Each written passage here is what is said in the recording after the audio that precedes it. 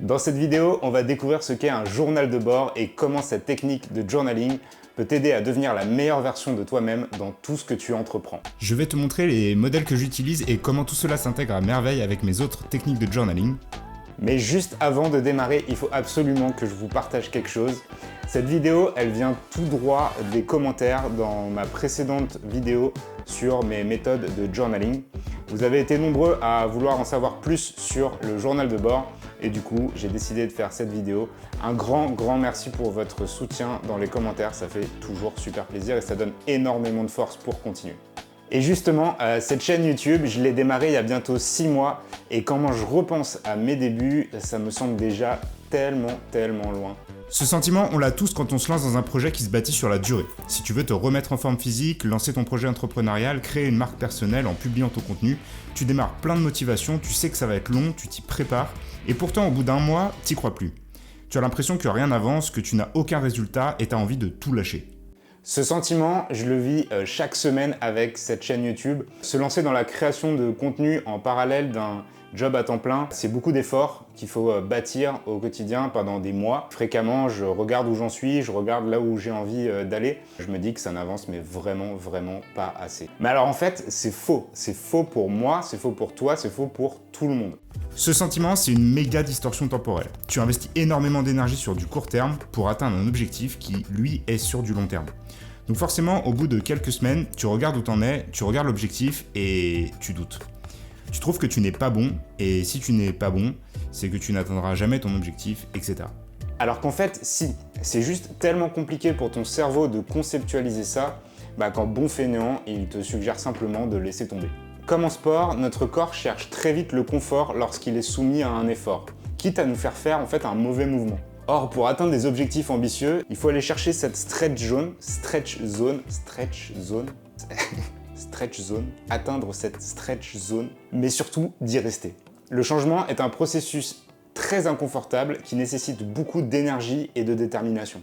Et c'est pour ça que j'utilise un journal de bord. Dans ma vidéo sur mes méthodes de journaling, on a vu que le journaling était un outil super puissant pour prendre conscience de certaines choses et développer notre intentionnalité. Créer une discussion avec soi-même en s'interrogeant et apprendre à mieux se connaître. Si tu l'as pas vu, je te mets le lien ici ou là, en espérant que j'arrive vraiment à faire ce truc. Alors normalement, si tu m'as suivi, là tu vas me mettre un gros stop et tu vas me dire mais attends, on a déjà vu dans ta vidéo d'avant 3 étapes pour faire du journaling et rentrer en introspection et là tu nous en rajoutes. Oui, t'inquiète, ça va bien se passer. En fait, je pense que dans le grand ensemble qu'est le journaling, il y a 3 grandes dimensions. L'exploration de soi, pour apprendre à mieux se connaître, vivre avec plus d'intentionnalité, prise de décision, stimuler sa créativité, ça on a déjà vu. Atteindre ses objectifs, suivre ses progrès, entretenir sa motivation, donner du sens à ses habitudes, en gros vous êtes ici. Stockage, enregistrer les faits marquants qu'on oubliera forcément plus tard. Le journal de bord, c'est donc la technique que j'utilise pour garder la flamme quand je commence à avoir la flemme.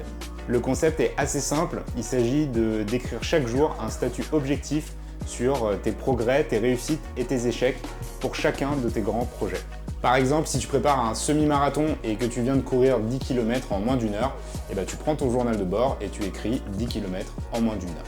Si tu crées une chaîne YouTube et que tu viens de finir ton montage, tu prends ton journal de bord, tu écris la date du jour et tu mets montage terminé.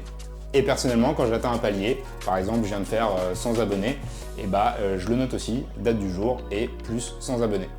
L'intérêt, c'est que dans quelques semaines, quand tu auras envie de tout laisser tomber, tu n'as qu'à ouvrir ton journal de bord pour réaliser toutes les actions, tous les progrès que tu as déjà faits et que tu as déjà oubliés. Alors, moi qui démarre cette chaîne YouTube, à l'heure où je suis en train de tourner, j'ai fait 4 vidéos sur YouTube, je sais, c'est pas assez, et j'ai l'équivalent de 170 abonnés. Mais quand je regarde mon journal de bord, je vois qu'en l'espace de 6 mois, j'ai appris à utiliser Premiere Pro, j'ai appris à scripter une vidéo, j'ai appris à utiliser Photoshop pour faire des miniatures, j'ai appris à utiliser le monde infini et d'après moi toujours beaucoup trop complexe des presets vidéo. Bref, en 5 vidéos, même en 5 mois, je sais que j'ai beaucoup progressé. Et 170 abonnés, même si ça semble pas beaucoup, c'est 169 de plus que ce à quoi j'espérais, puisque je savais que ma mère allait évidemment s'abonner. Alors personnellement, je note aussi les chiffres. Je sais que c'est pas forcément une bonne chose à faire au début, mais moi, en fait, ça m'amuse beaucoup. Je m'amuse à noter les chiffres et 2-3 phrases sur qu'est-ce que ça me fait ressentir et comment je me sens avec. Alors voilà, je note tout ça parce que je sais que dans 3 jours, quand je vais galérer à scripter ma prochaine vidéo, parce que c'est là que je pêche en ce moment, et ben j'aurai plus qu'à regarder ces notes dans mon journal de bord. Tout de suite, je vais me rappeler pourquoi je fais tout ça. Ça me renverra tout de suite vers ce sentiment d'accomplissement qui me donnera un gros coup de motivation. Le format de ton journal de bord est assez libre et le plus simple est le mieux d'après moi. Il s'agit simplement de combiner un log de tes actions avec 3 mots sur tes impressions pour chaque effort que tu as fourni ou pas. Maintenant, la question, c'est comment organiser tout ça et s'y retrouver. Et pour ça, j'essaie toujours de me mettre à la place de mon futur moi en me disant comment est-ce que je vais avoir besoin de retrouver, de relire cette information. Pour le support, j'ai fait le choix de Day One car je trouve que c'est la meilleure app de journaling. Je l'utilise depuis des années et je continue de toujours autant l'apprécier. Pour voir comment tout cela est organisé, je te propose de se retrouver directement derrière l'écran pour que je te partage mon système d'organisation dans l'appli que j'utilise, Day One. Alors voilà, bienvenue dans mon Day One, on est sur l'application desktop, c'est pas la plus jolie des expériences, honnêtement l'expérience sur iPad ou sur iPhone est vraiment beaucoup mieux. Donc vous voyez sur la gauche, on a tous mes journaux, donc je vais pas tous vous les montrer parce qu'il y a quand même des choses privées, mais donc le premier c'est mon journal Life, c'est dans ce journal là que je vais loguer ce qui m'arrive dans ma vie, mes 5 minutes du soir et tous les modèles de journaling que je vous ai déjà présentés dans ma précédente vidéo. Et puis mes journaux de bord, donc on a Think Big, c'est le nom du journal que j'ai donné pour ma création, mon parcours de créateur et ma création d'entreprise. Et donc là je vais vraiment loguer étape par étape tout ce qui est en train de se dérouler. On a mon journal de bord autour du sport, que j'ai appelé Workout, où je vais traquer tous mes entraînements. Et puis 2 autres journaux que j'aime bien. Le premier c'est cartes, dedans je vais stocker, à chaque fois que je reçois une carte postale, un faire-part de naissance, de mariage, je vais toujours le prendre en photo et je l'envoie directement dans mon journal cartes. Et puis Ego Boost, c'est un journal super important pour moi. Voilà, il grandit petit à petit, j'en suis super fier. C'est là que je vais loguer tous les commentaires positifs que je reçois, les feedbacks qui me motivent, qui me marquent et qui vont me donner de la force. À chaque fois que je vais avoir une panne de motivation ou je vais avoir quelques doutes, je replonge toujours dans Ego Boost et voilà, c'est un petit booster personnel qui me donne la motivation quand il y a des fois où c'est beaucoup plus dur de créer que d'autres. Alors je le répète souvent, mais il n'y a pas de manuel du journaling.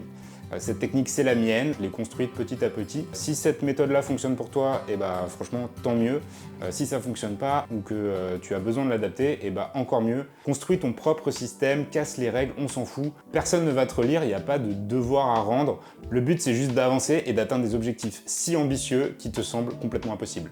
Le seul prérequis, tu l'auras compris, c'est d'avoir un objectif clair. Et moi, j'aime avoir un journal de bord dédié par objectif. Dernier détail, je pense que c'est ultra important d'être objectif et d'assumer aussi d'écrire quand tu ne fais rien du tout. C'est important de pouvoir externaliser et de loguer ses temps faibles. Quand tu n'arrives pas à avancer, juste l'écrire, ça va permettre d'extérioriser cette culpabilité. Et si besoin, te forcer à t'interroger sur la pertinence de ton objectif. Pour terminer, vous le savez, les likes et les commentaires, ça aide énormément ma chaîne. Non pas spécialement pour l'algorithme, même si c'est vrai, c'est pas tellement pour ça que je le dis. En tant que créateur, entrepreneur, ça m'aide surtout à mieux comprendre vos attentes, comment je peux améliorer mon contenu. Et donc, si vous avez regardé cette vidéo jusqu'au bout, ce que je vous propose, c'est de mettre en commentaire un petit émoticône, la main qui est écrit comme ça, et de partager quel est votre objectif de l'année. Voilà, merci beaucoup et à très bientôt pour une prochaine vidéo. Allez, ciao les amis!